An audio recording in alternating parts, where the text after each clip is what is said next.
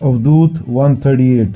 माया की बात भी माया के भीतर ही उठती है। जब दृष्टि सत्य में टिकती है तो छाया जैसी कोई स्वतंत्र वस्तु ही नहीं, सिर्फ एक ही निराकार आकाश सव्यापक निष्कलंक सत्य रह जाता है। माया माया हे प्रिय, यह कैसे हो सकती है?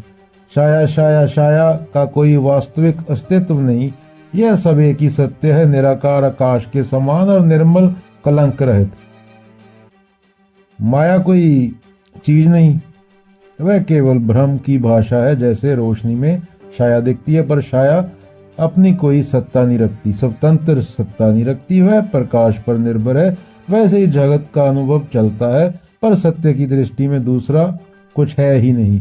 जो दिखता है वह उसी एक का खेल है, जो है वह उसी एक की नसीम निराकार उपस्थिति है।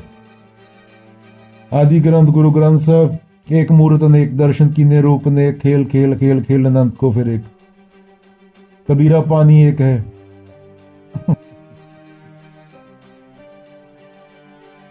एक मिसाल ले लो, रात को रस्सी को सांप समझ लिया, डर असली लगता है पर सांप नहीं था। समझ आते ही सांप कहाँ गया नहीं पूछते, क्योंकि था ही नहीं। यही माया का स्वाद है। Latest scientific research and evidence, predictive processing neuroscience बताता है कि दिमाग टॉप डाउन मॉडल से दुनिया का अनुभव घड़ता है। कभी कभी वही मॉडल भ्रम इल्यूजन बन जाता है। Latest scientific research and evidence, meditation attention studies में रूमिनेशन घटने पर self referential processing DMN activity कम होने के संकेत मिलते हैं, जिससे मैं की कहानी ढीली पड़ती है।